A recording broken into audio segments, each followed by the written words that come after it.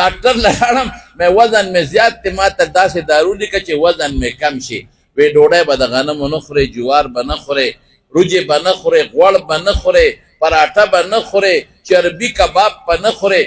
څه به خورمه وی سلاد به خورې سلاد څه ته وایي د ګوبي پاڼې ٹماٹر پیاز ماوے میں انسان ہوں جانور نہیں ہوں د انسان یم ښه دا چې ته کوم شی یادې دي ته موږ بوتاوه وایو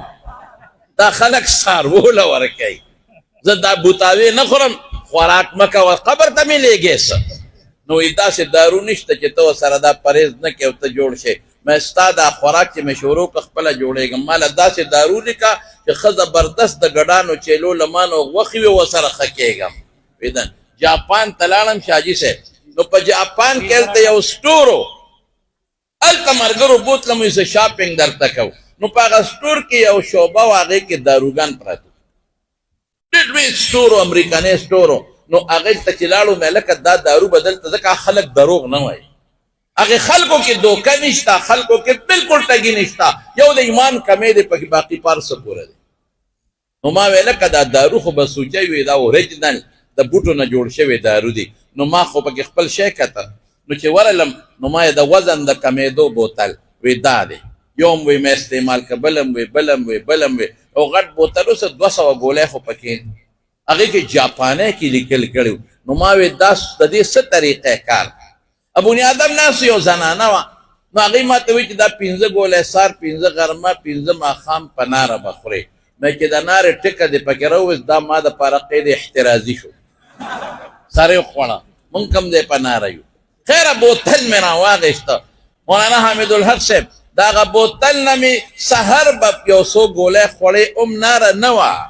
ماسخوتن شکر دی ښه ډېره وخورو بیا پېشمني که خدای قسمت راکړي بیا ډېره وخورو ناره نه وه خو نیمچه به وه نو به مې خوړې لیکن غرمه ماښام ناره نشته نو څنګه په ناره وخورم اخره کې بوتل مې بل چاله ورکړه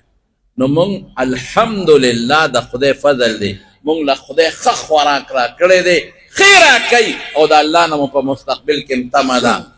رونو چې یهودي له خدای ډوډۍ ورکوي عیسایي له خدای ډوډۍ ورکوي هغه مشرک چې خدای ته کنزل کوي هغه له الله ورکوي نو چې د پیغمبر حدیثو ته او د خدای قرآن ته ناست هغه له به روزي ورکوي که به نه ورکوي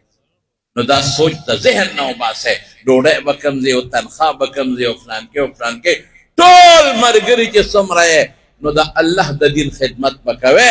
کم بار چې مولانا حسین احمد مدني رحمت الله علیه د دارالعلوم دیوبند هغه لوی بار زمونږ د حضرت شیخ مولانا عبدالحق صاحب په سر باندې اچولی او کم هغه زمونږ په سرونو اچولی هغه بار مو تا تاسو مخکې کو کم مشر چې د دارالعلوم دیوبند دی هغه مشر د دارالعلوم حقانیه دی دارالعلوم حقانی مشن څه دی مشن دا دی چې قرآن و سنت خلقو ته ورسوه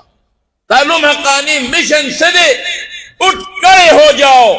پوری دنیا میں پھیل جاؤ اور قرآن و سنت کی روشنی کو اجاگر کر کے لوگوں کو کے دلوں تک پہنچاؤ دا دارالعلوم حقانی مشن دی هیڅ مشن زمونږ بل نشته د دارالعلوم د استادانو مشن هم دغه دی پوری دنیا پہ چھا جاؤ قرآن و سنت کی روشنی کے ساتھ لوگوں کے دلوں کو قرآن و سنت کی روشنی سے منور کرو کوشش وکړئ د قرآن و سنت رڼا خوره کړئ په خدای دغه د دارالعلوم حقاني مشن دی دا د مولانا عبدالحق رحمت الله علیه مشن دی دا زما د استاد شهید ملت اسلامیه شهید افغانستان شهید ناموس رسالت زما شیخ زما استاد حضرت مولانا سمیع الحق شهید کہ زه ورته سید الشهدا وایم په دغه زمانه کې داسې شهادت مور راوړې بچې به ورنه کړي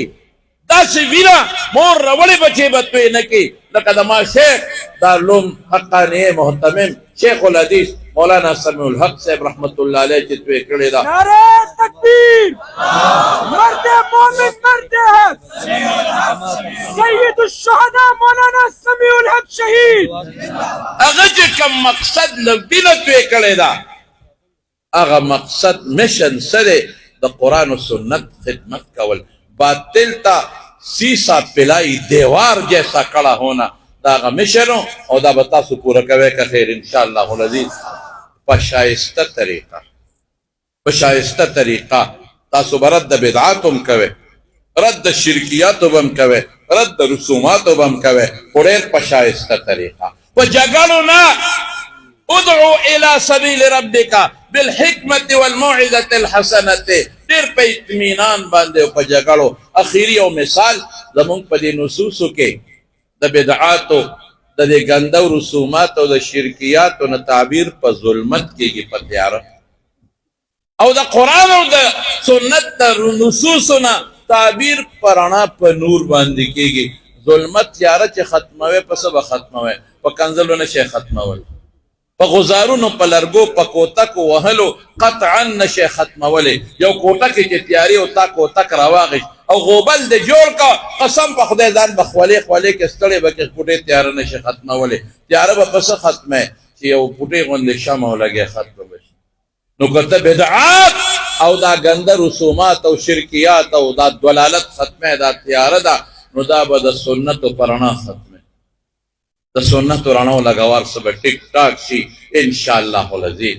دا خبرې زما به ځان سره والی او د امت به په صحیح طریقه خدمت وکړې مهرباني وکړې امت په اختلافاتو کې مه اچوې